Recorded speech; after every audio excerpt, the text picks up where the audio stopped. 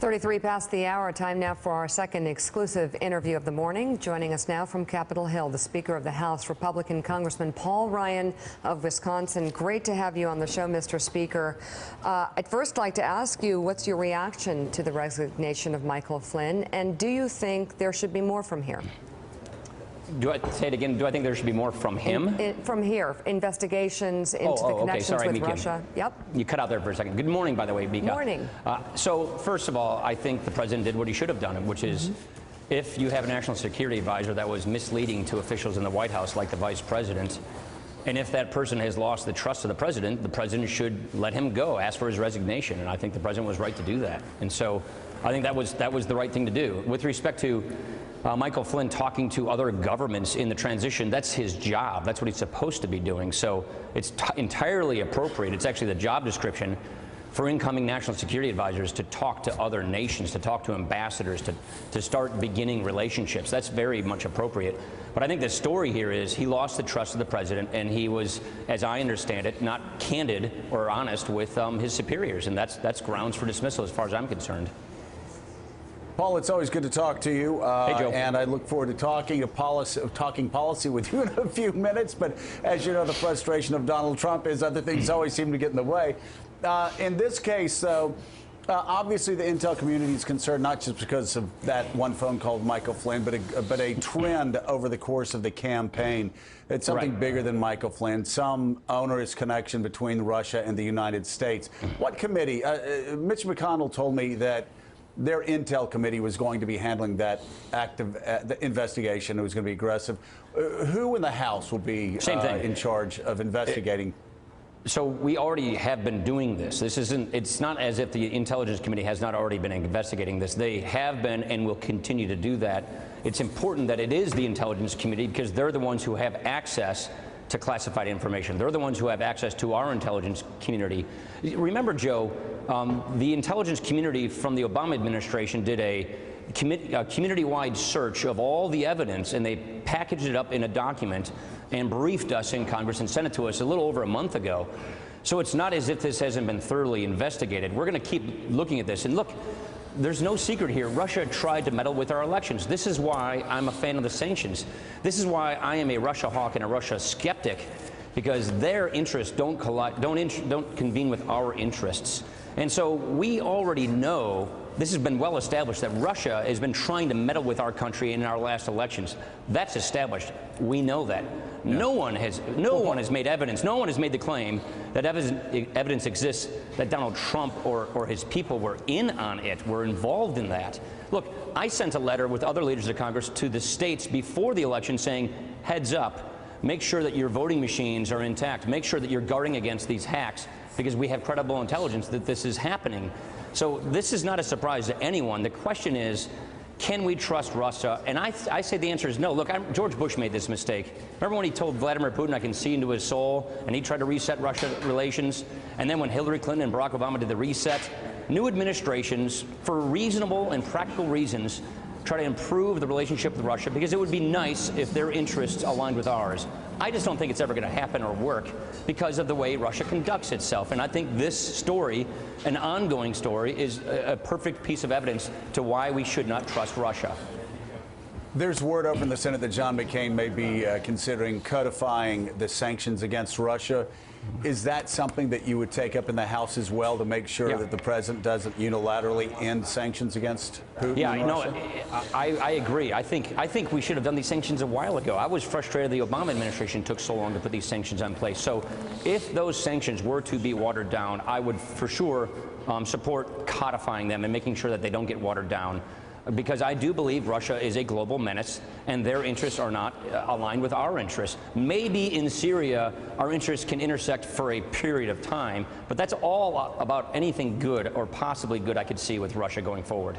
Speaker Ryan, it's Willie Geist. Always good to see you, sir. Hey, Willie. Let me ask you a question that I put to Bob Corker about an hour or so ago on this show, and that is about the general posture of Donald Trump toward Vladimir Putin and toward Russia. Outside of these specific allegations that were being made in newspapers and the investigations and the leaks coming out of the intelligence community, comments he's made saying he's a strong leader, unlike what we have in America, talking about President Obama, saying, yes, we kill people too, so Vladimir Putin does it, so what?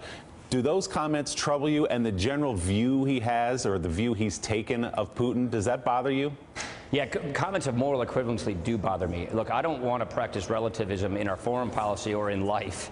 And so I do not subscribe to any notion of a moral equivalency between Russia, which is killing people, invading other nations, and the United States of America. So, yeah, the whole moral equivalency idea is a notion I don't like.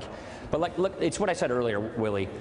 This president believes that it would be better for American national security if Russia started, rowing in the same direction instead of against us. That's a rational thing to believe. It would be great if it happened.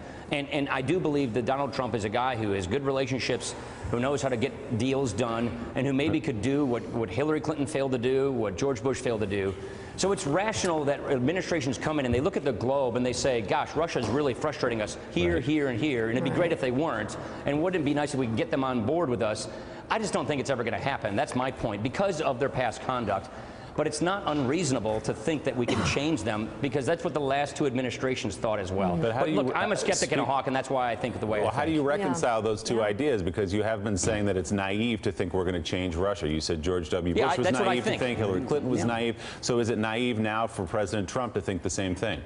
Yeah, I mean, I think Obama was wrong to give away missile defense. I think he was wrong to do the reset. I don't think it worked. Remember when they invaded Georgia? This Crimea, it wasn't the first invasion. Right.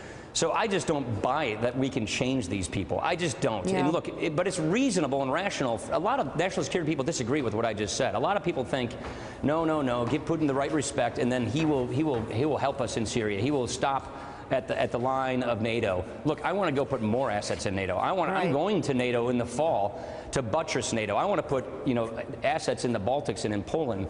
So I just come at this from a hawk's point of view, but it is an entirely reasonable and rational school of thought to think that we can get them to basically be more cooperative. I just don't think it's going to happen. That's all. Understand completely. And so we're going to get to policy in just a moment, but just to put a sort of period at the end of the sentence on the Flynn story, the only thing I would add, and I apologize, these headlines are superseding all the hard work that you all are doing in Washington.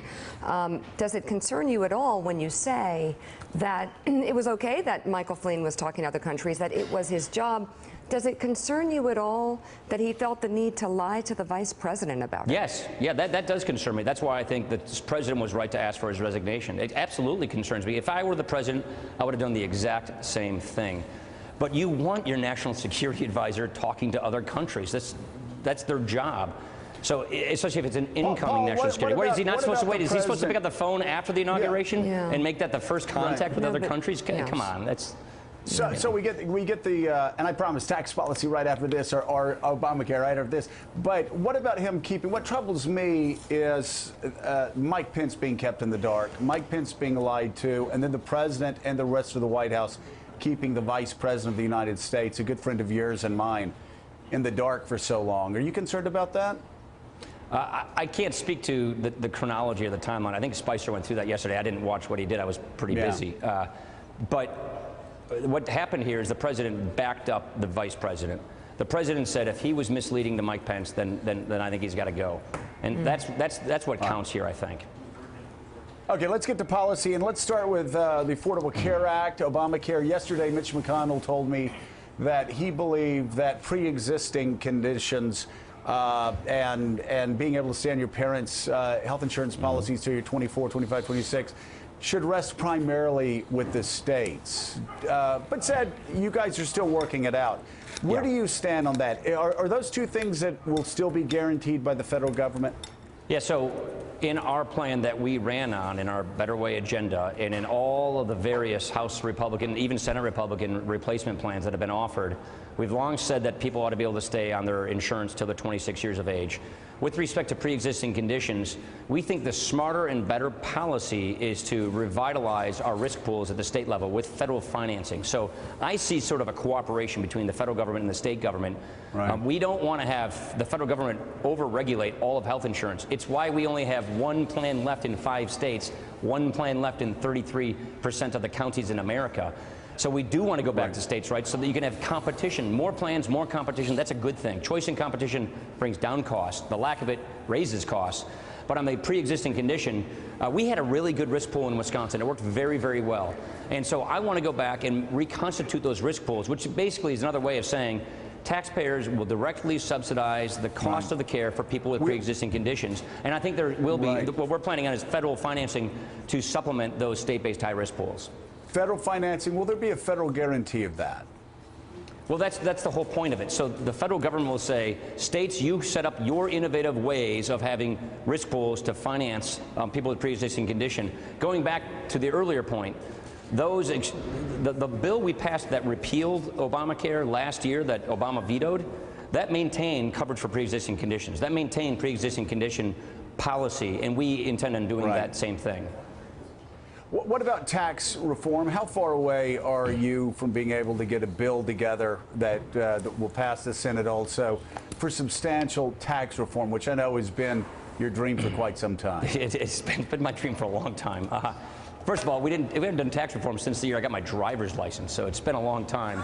It's high time we do it. By the way, we've had a timeline for doing this, and we haven't changed our timeline at all. We're actually on schedule. So we have to do Obamacare first in our first budget. And the reason we have to do it first is because the law is collapsing so fast. The insurance companies need to know what the lay of the land is going to look like in 2018. And if we waited and did Obamacare in the summer, you would have so many pullouts. You'd have people with 0 plans left. So we really feel that because the law is collapsing, there's an urgent nature. Therefore, that is why Obamacare first. Then in the second budget, which you need budget to do tax reform, in our spring budget, that's where we do tax reform. And the way our budget process works is we pass our budget. It gives us the ability to go write the policy in the budget, and that takes you into the summer. And that is what our plan for tax reform is. Spring and summer is tax reform. Winter and spring is Obamacare, just to give you a thumbnail sketch of the plan. So, Speaker Ryan, you undoubtedly hear when you go back to Wisconsin, when you go to a VFW hall or a town hall meeting about people who enjoy the benefits of the Affordable Care Act, who are covered by it. What do you tell them when they hear on the news that Obamacare is going to be repealed? That makes them nervous. What do you say to those people? Well, so it's about 4% of the population is on what we call Obamacare subsidies. And those people on those subsidies are getting massive, massive deductible increases, huge premium increases, and a dwindling list of choices down to one in many cases. And so they're not saying how much they love this thing. What I'm hearing from people is it's people with pre-existing conditions. I met with a guy in Racine on Friday who's waiting for a heart transplant. He's about my age. You know, he's got one of those pumps that are on the outside of his body. I met with a little girl in Racine on Friday who's about 12 years old, who's a leukemia survivor. They're worried about making sure that they can get affordable health insurance. We totally agree with that.